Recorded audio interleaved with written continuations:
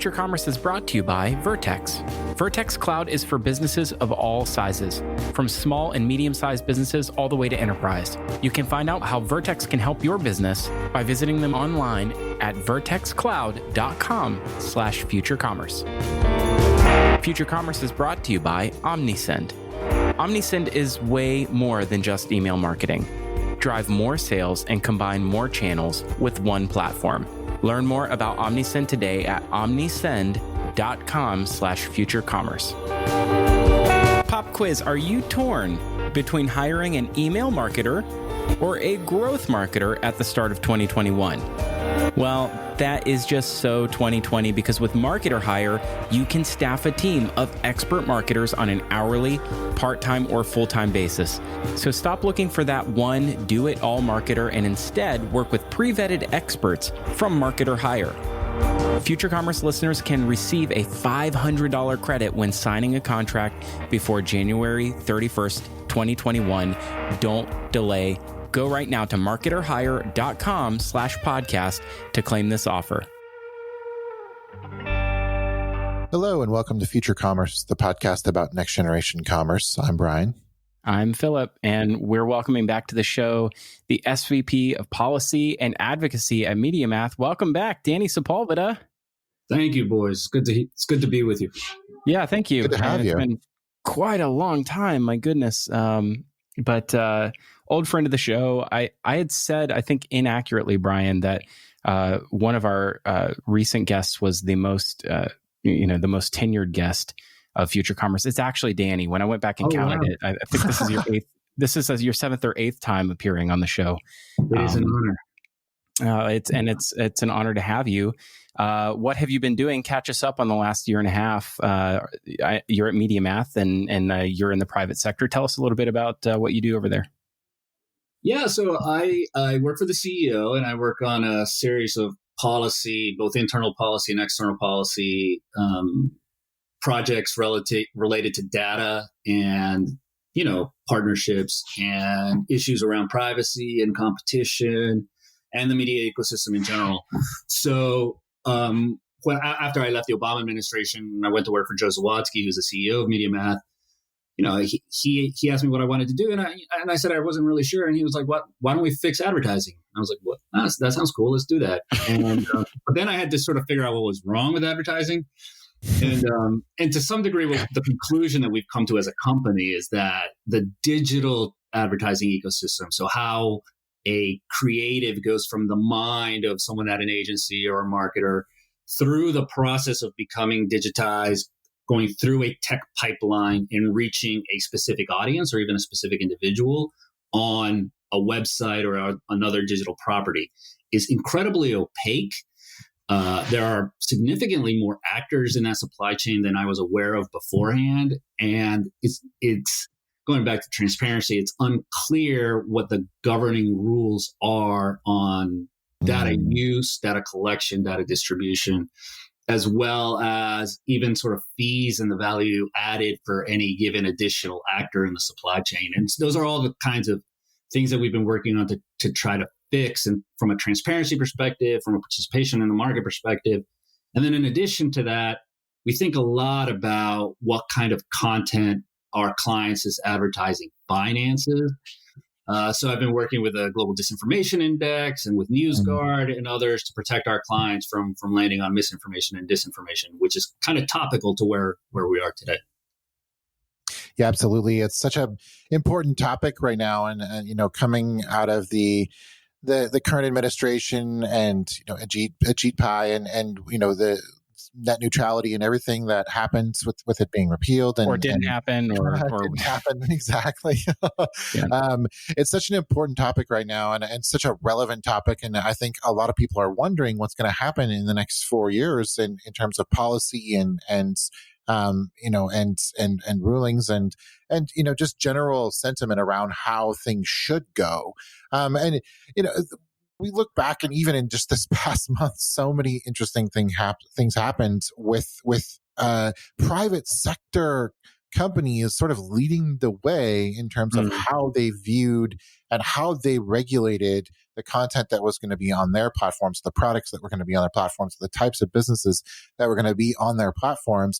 We think about Shopify and what they did with any sort of Trump related stores, and they sort of led the way from a platform perspective, and we don't want to engage in things that fuel the types of unrest that we've seen recently. Now we're seeing even payment providers, ISPs. Internet-like utilities, sort of kind of like AWS, shutting off services as well, like with Parler.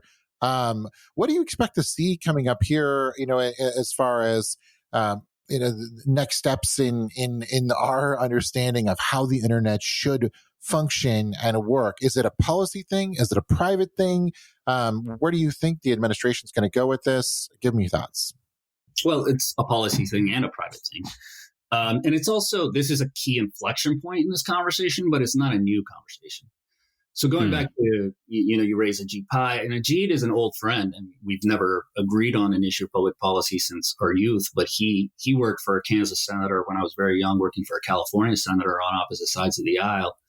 And at that time, we were talking about whether or not there was an allegation from the right that we were going to try to impose equal time rules, which used to exist for broadcast television on the internet. And Republicans objected very strongly to that.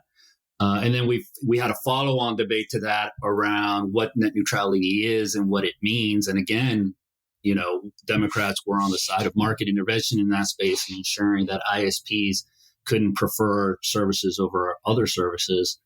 And again, we were kind of on our own on that one. And it's interesting now to see sort of this demand for really super aggressive governmental action in response to the events of the last few years, and particularly maybe even the last few months. So these issues have now risen from being sort of niche issues of tech and telecom nerds to really being kind of front page issues.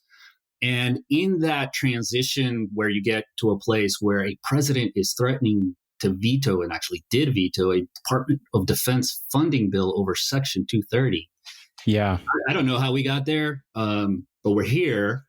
And that means that we need to have a much larger and more inclusive conversation about what we want the future of the internet to look like, who we want to make value and judgment decisions for the internet, and whether or not it's fulfilling its original promise. I don't want to filibuster this, but in the beginning, we had including myself and many on my side of the aisle and my friends, had a very, very romantic notion of the internet as a platform for the democratization of commerce and discourse, and that it would act as a tool for, anyone with a good idea or a better argument to win the day over highly established incumbents who were just riding the coattails of incumbency.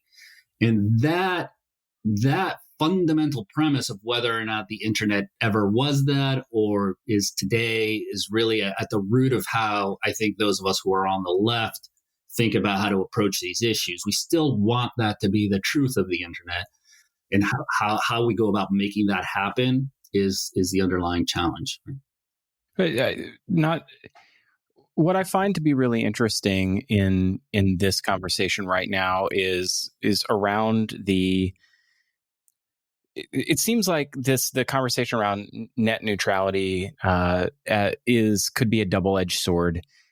Because depending on where you stand right now, the deplatforming of the president in social media and in commerce and in finance, and those who support him in Congress, this could be a positive that businesses have the ability to make these sort of judgment calls and can exercise their free will to do so, and remove them based on some sort of at least in Twitter's case, some reading between the lines of a particular violation of their terms of service. I'm curious what you think about had we gone down the path of having more regulated net neutrality rules around communications and infrastructure on the internet, if this would still have been possible, if we could maybe kind of role play or scenario that out and think about is this the conservative standpoint of has this worked against them in this one particular scenario, and does that pose a threat in the future, I guess, is the question I'm asking. So let's do a little history here.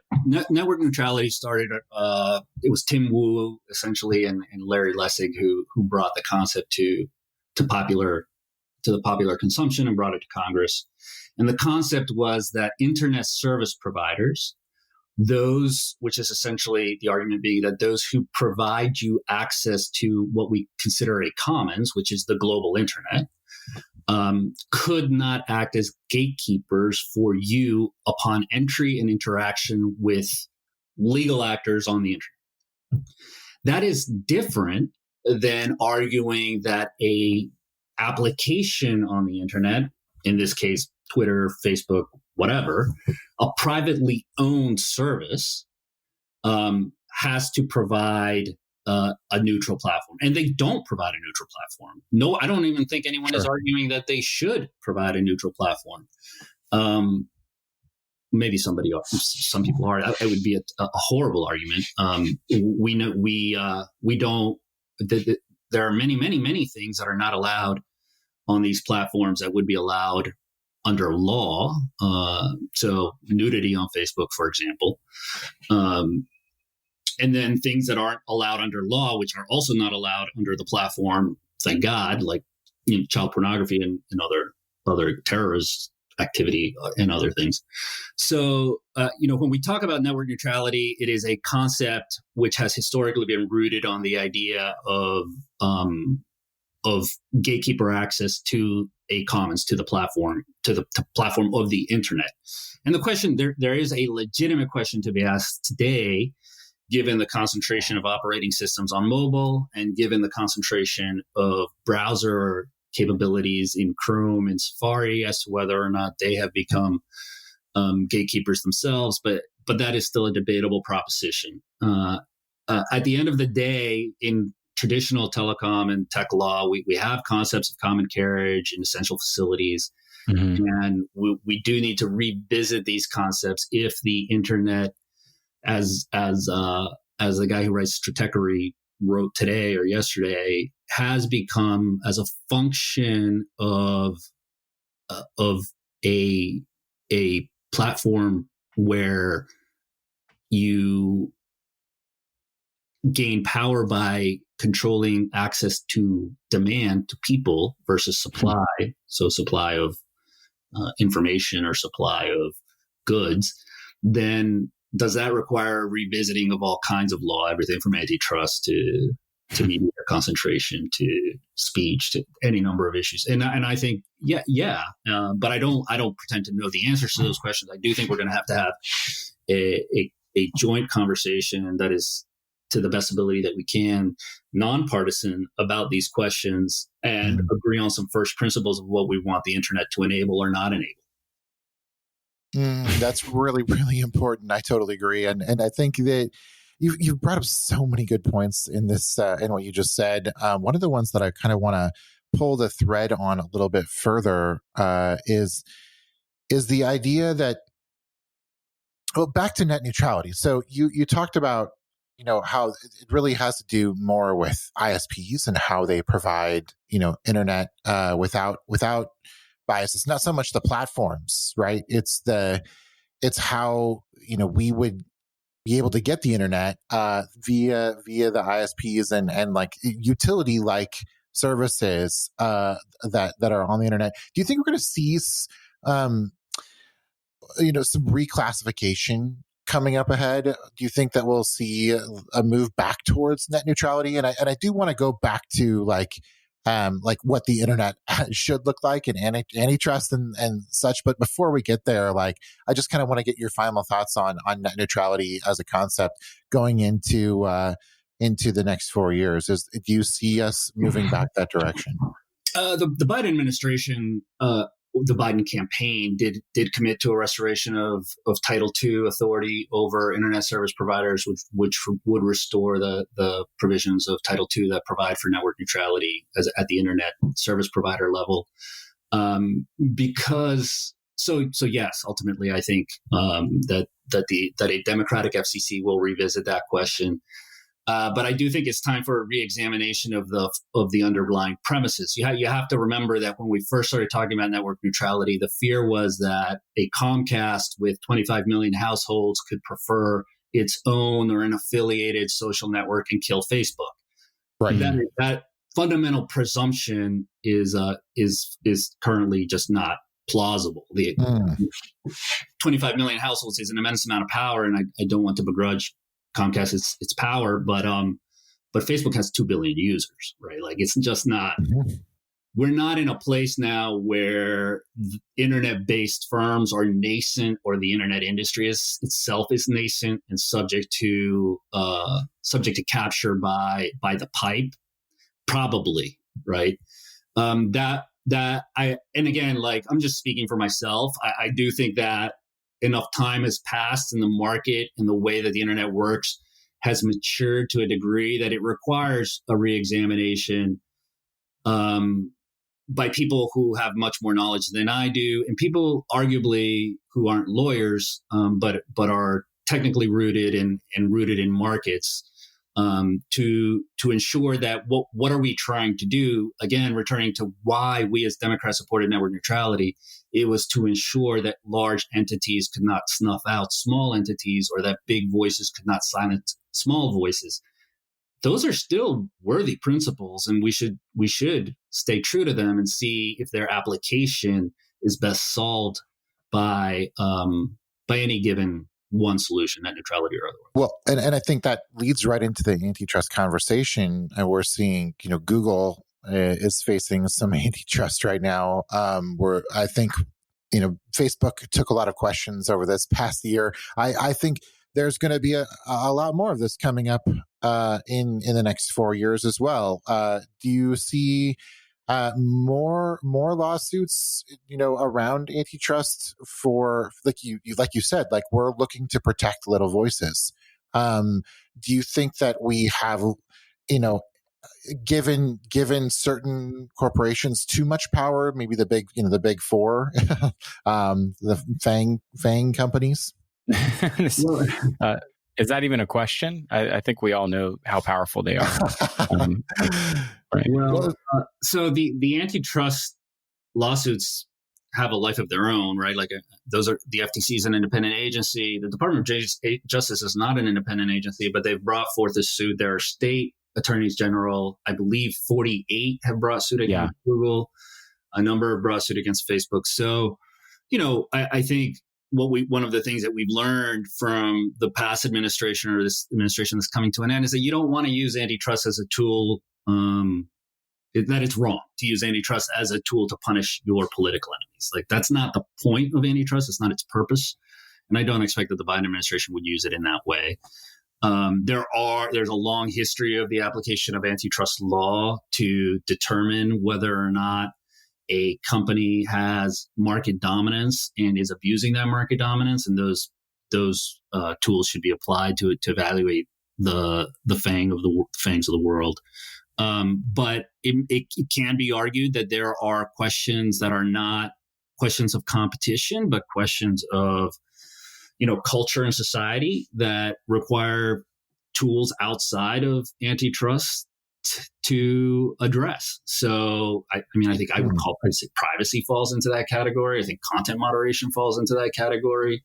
So I think ensuring that you have competitive markets through antitrust law is necessary but insufficient to ensure that people and societies feel safe with the media ecosystem that we're living in and dependent upon. And to some degree, the Europeans are really sort of leading the arguments here, not in the sense that they are correct, but in the sense that that is where they're putting their time and effort. They're first to market. But GDPR obviously would set the groundwork for global discussion on privacy. I think they have a Digital Services Act and another recently released proposal around managing platforms and content moderation as well as competition. So these are all debates that we're going to be having in the transatlantic space, and then obviously as it relates to China for years to come.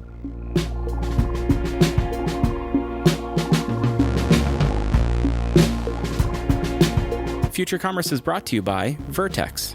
Vertex Cloud is the automation platform for tax calculation and use tax and everything in between for businesses of all sizes.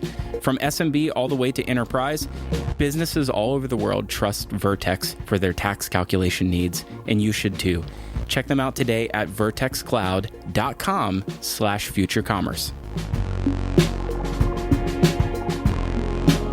OmniSend is one platform to control all of your marketing channels. From marketing automation, SMS, and email to forms and segmentation, you can bring together different channels under one platform with OmniSend.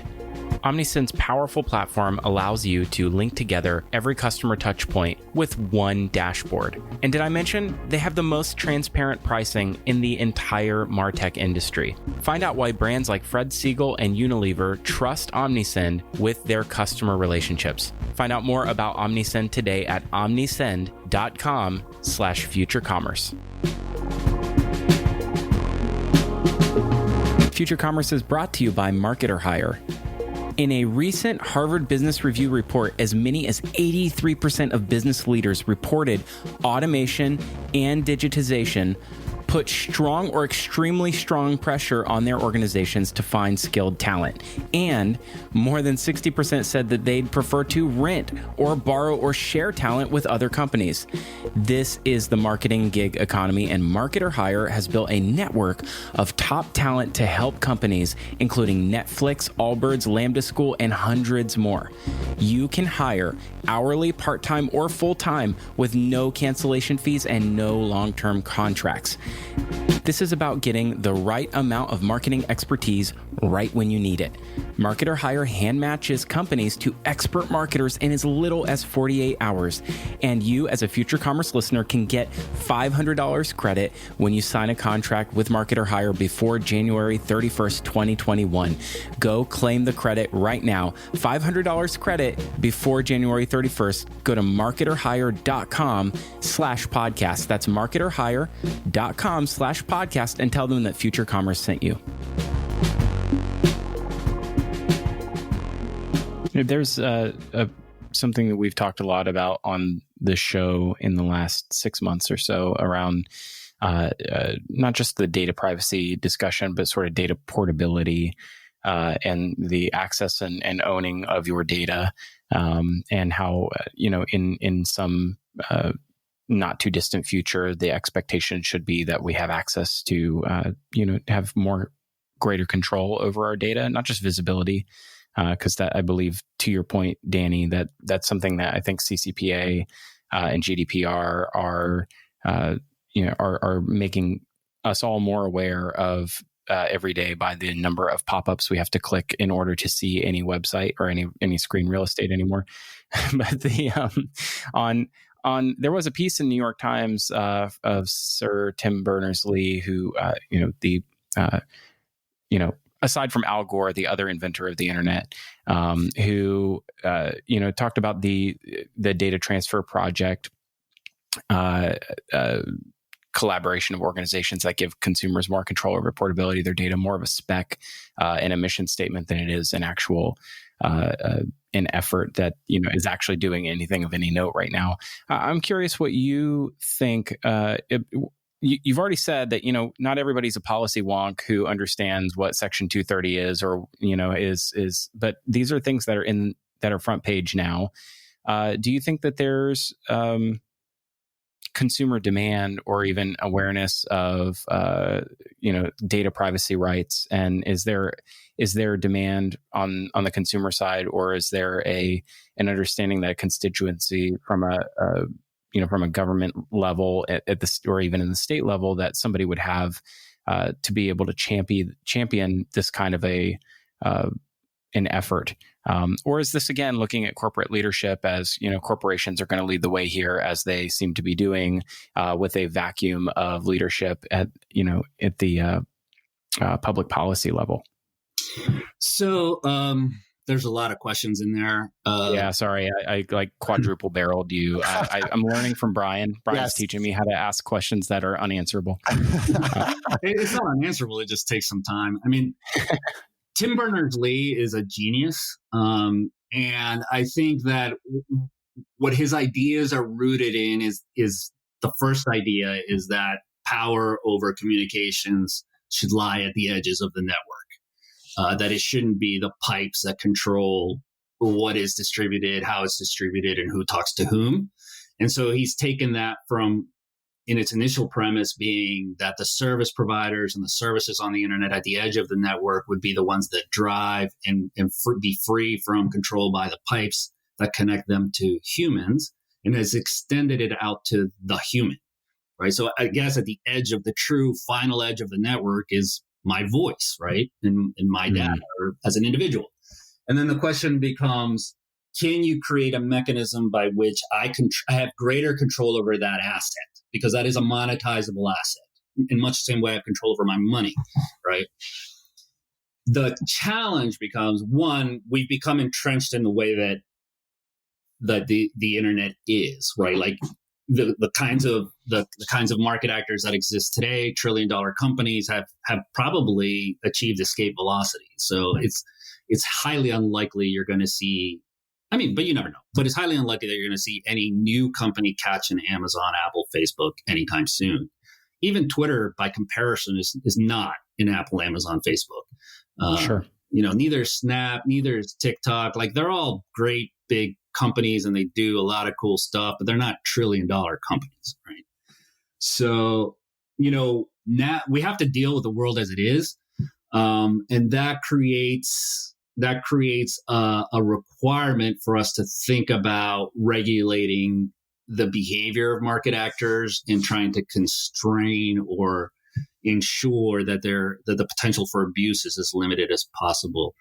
And so again, those are negotiated out conversations. I think coming into this next Congress, you have David Cicilline, who's the chairman of the House Judiciary Committee with the Antitrust Authority, and is thinking very creatively about what to do in this space.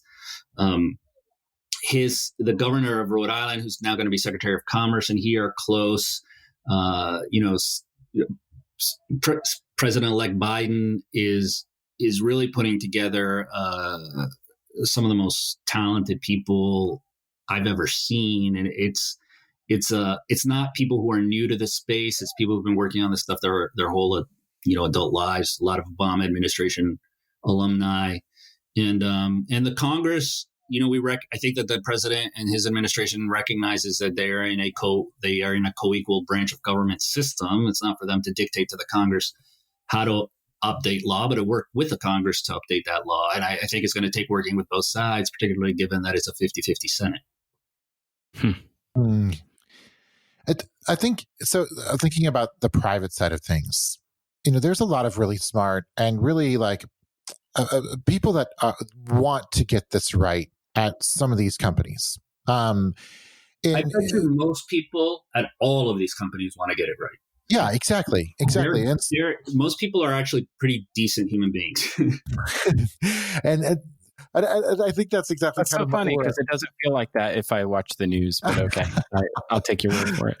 But people at these companies. I know people at these companies. They're people. Sure. A lot of them are really, really good people. And it's some of the most intelligent and talented people I've ever met in my life. Yeah, exactly. Yeah. And so we're looking at these companies and we're thinking, okay, we do want to all get this right. We want to be able to create a system that enables small voices. We want to be able to, have government intervention when necessary. I think we want to build a system that makes sense and ultimately is beneficial for the general population and for tech in the future, because none of us want to get stagnant. And so, from your perspective, what are some steps that private corporations could take right now that would help march towards a goal of having an internet that does give voice to the right people and also Well, let's start there. We'll stop there. I'm not going to ask a second question. Brian's learning because of my failures. We're flip-flopping. I think going back to the question of what causes institutions, organizations to do good things, and usually it's creating the right incentives.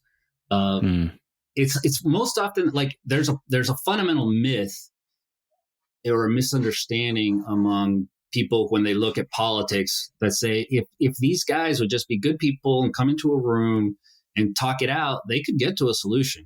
Now, that is true. The challenge is, can they get to a solution that can survive politically?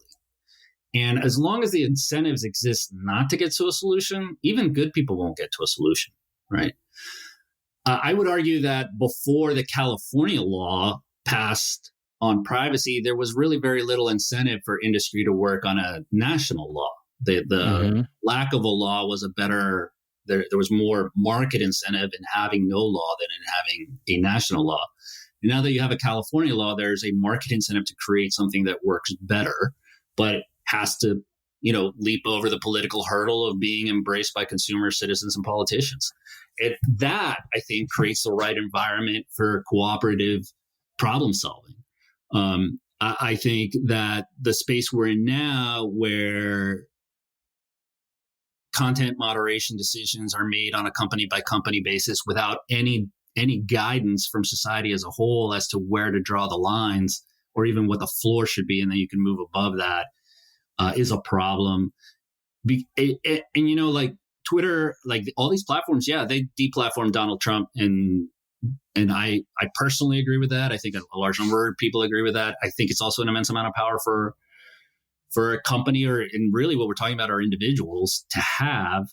And they were pressured to do it by a society that was really disturbed by what was going on. Now, let's say our society had been Pakistan, and instead of Donald Trump, it was the Prime Minister of Pakistan, and he using the platforms, incited a mob to storm the parliament. Now, would the platforms have felt the same pressure to deplatform that gentleman? Because they're based in San Francisco, I don't think so. And if this is going to be a global internet where global services are accessed and used and have dramatic societal effects that are well outside what anything that economics or markets can capture, we need to start having a global discussion about this space. And we've been having one, but we need to elevate it. That's a really good point. It's quite tricky right now because we can institute whatever laws we want, but then the internet is global, and so I think it's still very easy for general public to browse and get lost in maybe companies that are based in other places or data privacy and other issues and like and censorship or whatever you want to call it, like private censorship. These are all things that I think we're seeing, in China done differently, and Russia done differently, and the UK now done differently than the rest of Europe. But those are Brian. Those yes, but there have been. You could make the argument that at least in China, there are Chinese corporations who have risen to meet the demand that that are native to that people and serve that people. It's of and for that people, right? There are a fair point, yes. So I yes and no. I kind of one thing I wanted to say, Danny, was there was a you used Pakistan in the example, I believe. It was in if you're looking back to when Twitter really emerged from a niche platform that very few people used and entered the world stage, it was really used as a platform to mobilize a rebellion in Arab nations and an uprising. And when in the Arab Spring, we saw and sort of witnessed the power of Twitter then. it's sort of fitting that has been a tool of the people, and then also been used as a tool to mobilize or as a voice piece for world leaders on the world stage. I'm curious if that has some striking parallels, or if you see any parallels there in sort of its emergence on the world stage, and it's centered in our minds, in our subconscious, as a tool that has been tied for a very long time, for nearly a decade, to civil unrest.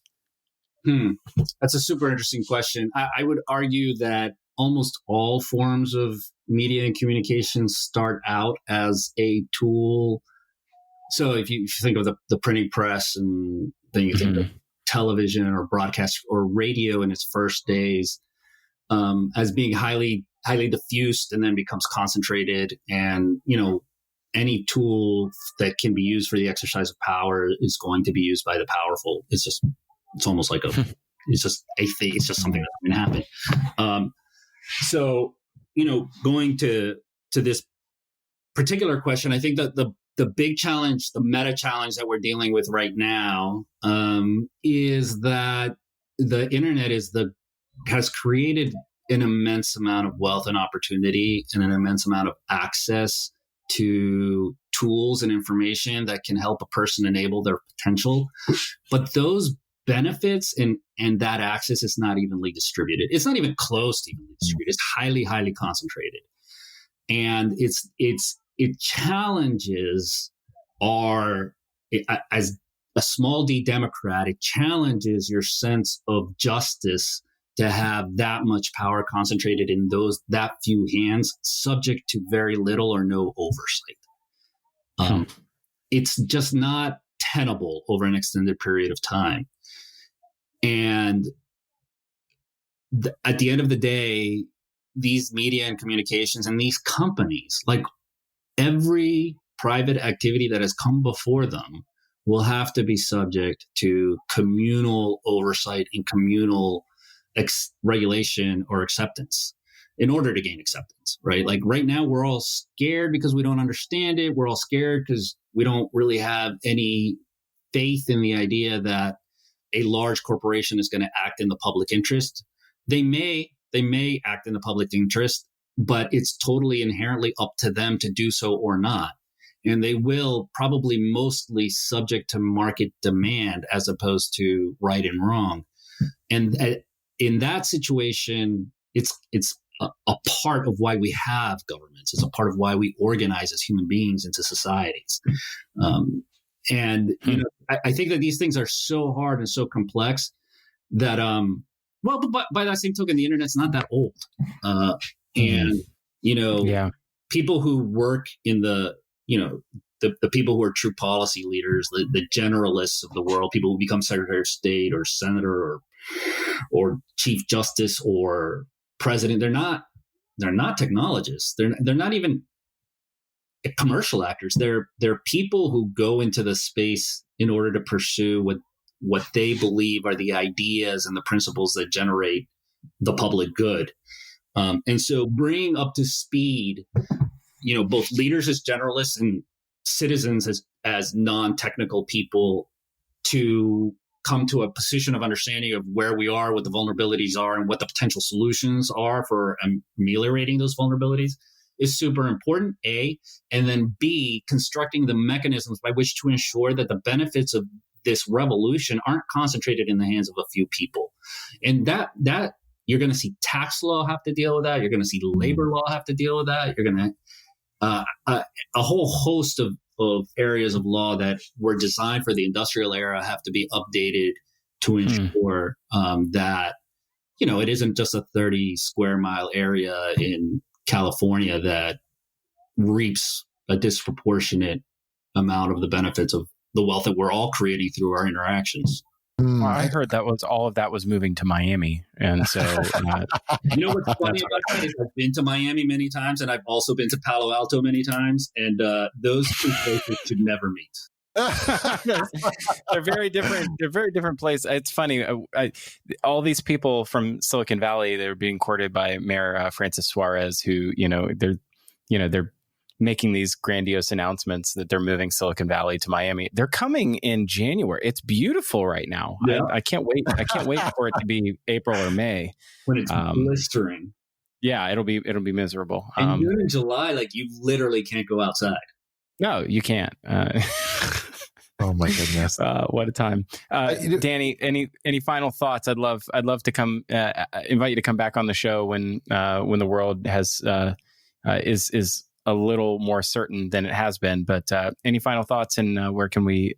Yeah, a final thought that I wanted. Well, two final thoughts. One is I'm extremely hopeful for the next 4 years. I'm biased because of where I sit in the political system and because of who I know. Like I know all of these people. I know Tony Blinken. I know Jake Sullivan. I know all of these people that Biden is bringing in, and they are the most talented, most capable, most honorable people I've ever worked with in my life. And I'm very hopeful for the next 4 years.